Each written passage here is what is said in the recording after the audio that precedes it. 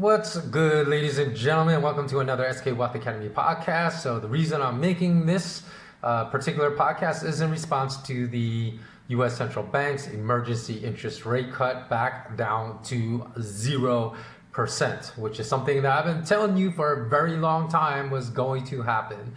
And so let's actually start. This video is going to be more of an explanatory video. I'm going to explain the reasons why this happened and why I knew this was going to happen, because as far back as August of last year, I told you that this was going to happen and that the U.S. Central Bank had no other choice but to do this. But a lot of people were confused because to start 2019, Fed President Chicago, Federal Reserve President Charles Evans said the Federal Reserve was likely to eventually push interest rates up. And he said, quote, if the downside risks dissipate and fundamentals continue to be strong, which is a joke because fundamentals weren't strong even at the start of last year. He said, I expect that eventually the Fed funds rate will rise a touch above its neutral rate, say up to a range between 3% and 3.25%. And he was not the only one that said that, because the prior year, there's a female Fed Reserve banker whose name is escaping my brain at the current time, that said she also expected the U.S. Central Bank to raise interest rates above 3% in 2019. So in response, when I started to write last year on my news site at malamalama.com/WordPress that the Fed was destined to cut interest rates back to zero, a lot of people say, why do you say that? Do you know more than central bankers? Because central bankers said it's going to go up to 3%. It's going to go higher than 3%. And it's not, of course, central bankers have all the data in the world, more data than me. And it's not that I know more than them, but it's that central bankers aren't honest. So it's easy to predict where it's going to go, because in August 5th of last year, in response to people continually asking, why am I saying this? I wrote an article that was published last year, August 5th, 2019, said the real reason U.S. central bankers cannot raise interest rates. So let me just read you some of those exact passages verbatim that I wrote back then. I said, quote, the real reason why the U.S. central bankers cannot raise interest rates can be traced back to 8 simple words. The response to the 2008 global financial crisis. So U.S. central bankers reached a crossroad of responsibility versus socialism for the uber wealthy years before the 2008 financial crisis manifested, and they chose socialism for the uber wealthy. I said, when central bankers, both in the US and Europe, deliberately and very consciously chose a path of catering to the few thousands that constituted the class of the uber wealthy over helping the remaining 6.8 billion people on planet Earth in 2008, they sealed the fate of what their decisions had to be some 10 years later. I mean, now, the present day. So, I went on to say, quote, any reasonable person that looked more deeply into the financial health of all major US and European banks, the failure of which triggered the 2008 global financial crisis, would have understood that their unwillingness to operate as banks, but as massive hedge funds, and to risk their clients' deposits in hoping to make billions of profits every year, would have realized that regulatory agencies that suspended the necessity of banks marking their financial assets to market value was enacted to allow banks to lie about their bankrupt status and project a robustness in financial health that simply did not exist. So secondly, anyone that looked into the original bank recapitalization number of 700 million in free money to the banks, both American, European, by the way, so they were just not American banks, but the U.S. Central Bank gave free money to European banks as well during that crisis. So would have noted that U.S. Treasury spokesperson stated when asked about how the $700 million recapitalization amount was determined, quote, it's not based on any particular data point. We just wanted to choose a really large number, end quote. A statement that revealed that even the U.S. Treasury at the time of the Lehman Brothers, Bear Stearns, and Merrill Lynch failures really had no idea how deep the rot in the banking industry had penetrated. And I said, furthermore, once one realizes that the US dollar, despite continual propaganda from the mainstream financial media that the US dollar is quote unquote strong today, meaning back in August of 2019, because today would be the date I wrote that article, has lost more than 98.5% of its purchasing power since the inception of the US central bank, little more than 100 years ago. It is quite basic to understand that their end goal is to destroy the US dollar completely. Consequently, the fact that they are successfully carrying out their mission gives them credibility instead of making them lose credibility once one understands with clarity their purpose. And lastly, I went on to say, even though there should be no debate about the intent of central bankers' actions and public statements, and no opposition to the claim that U.S. central bankers cannot raise interest rates, there are two reasons why their actions and press releases always trigger such enormous debate regarding their meaning. Number one, central bankers control the sphere of academics. So anyone that learns about money and banking in traditional forums of academic classrooms and relies on this knowledge, this very dubious, non-credible knowledge to interpret central banker actions and statements, do so through a lens that will never grant them clarity. Secondly, central bankers are the gatekeepers, much like music producers like Detail and film producers like Harvey Weinstein were the gatekeepers of the music, or Weinstein, I think it's Harvey Weinstein, were the gatekeepers of the music and film industries of the banking world. And despite reprehensible gatekeeper behavior, still were able to convince people at the highest echelons of their industry, who are very aware of their reprehensible behavior, to shamelessly and publicly fawn over them. Academics do not rise through the ranks of Princeton, Harvard, and various departments of the US Treasury without gatekeeper approval. And thus, the talking heads that constantly appear on mainstream financial talk shows have been branded with the highest level of loyalty to central banker narratives possible. Okay, and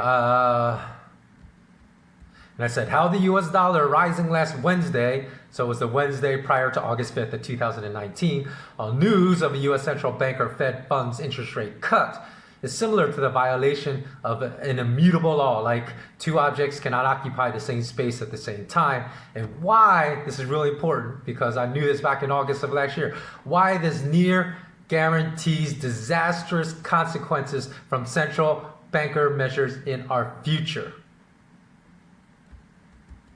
So I said, I liken people's lack of concern to the current precariously distorted nature of high global asset prices in various markets to the same lack of concern they expressed to my warning of, a collapse in the US stock market that preceded the 2008 US stock market crash by only 18 trading days. However, whereas recovery was possible from the last crash, the magnitude and length of the upcoming crash when it occurs, meaning this one that's going on right now, because I wrote that back in the beginning of August, of August, September, October, November, December, January, February, March.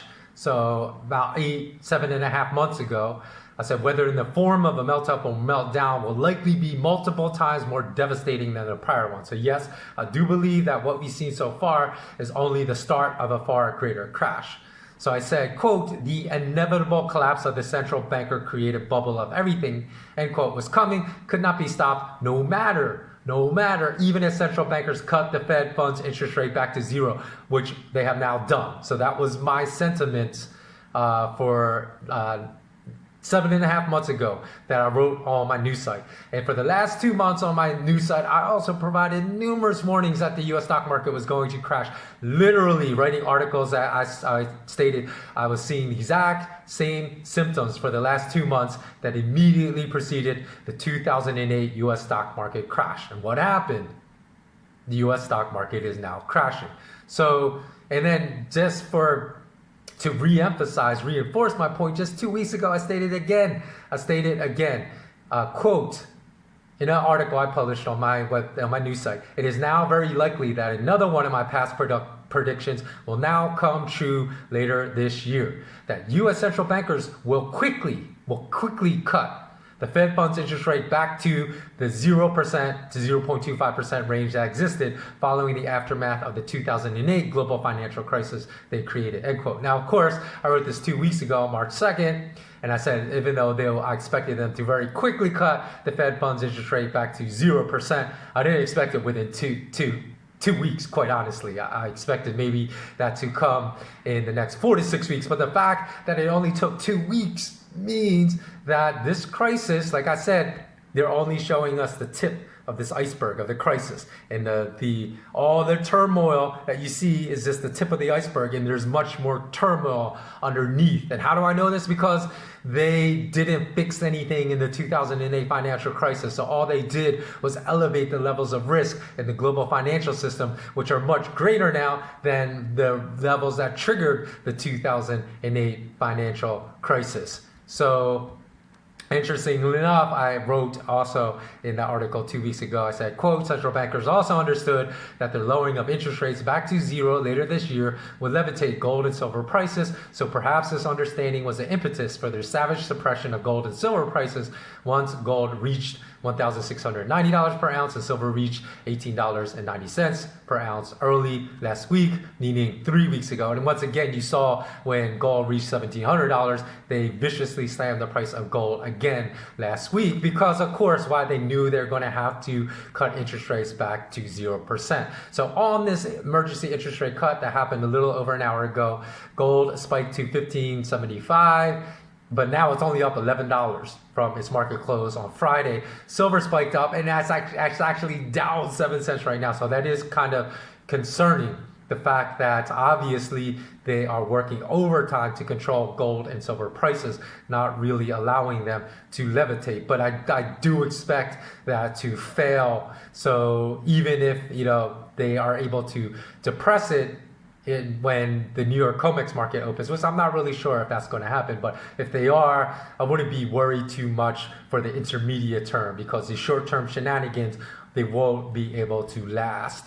So again, if you want to know why they're working extremely hard, I told you about a nuclear event that came within a hairline of happening last week that would have actually triggered more of waterfall declines in global financial markets that would have necessitated the interest rate cut to 0% last week, even instead of just an hour ago or a little over an hour ago. So if you subscribe to my free newsletter, which you can sign up for at malamalama.com/WordPress, you know the reason why, because I told you in that last newsletter the reason why they were working so hard to suppress gold and silver prices and prop up the US dollar, which no mass media financial news site disclosed or discussed at all when all of this madness was going on. So those are the reasons why all this is going on. So I hope that clarifies some things for those of you that were kind of curious and shocked by the fact that they cut it back down to 0%. Of course, if you're a regular reader of my news site, this was something you were fully expecting, and just did not come as a shock to you. The plummet in the U.S. stock market does not come as a shock to you, because I've been saying for a full 2 months now, warning that it was imminent and going to happen. So in any event, I hope this explanation makes some sense. If you haven't subscribed to my channel, or even if you are subscribed but you don't receive notifications of uploads like this one, please remember you have to not only subscribe, but you have to click the notification bell underneath the video in order to be informed of future uploads. And as well, I also will from time to time give further analysis on my newsletter. So if you haven't subscribed to my newsletter, please do so. And lastly, thanks to all my patrons. I also give exclusive content to my patrons. So I give updates about information like this every single week in 3 to 5 short videos, as well as 2 podcasts a month. One is which is totally financial based. The other one is just tips on how to improve your quality of life and find meaning of life. So you get kind of 2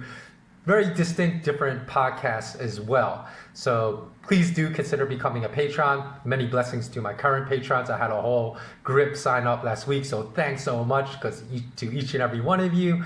And you can do so if you wish at patreon.com/SK Wealth Academy. And as always, please remember to remain intensely curious. So long.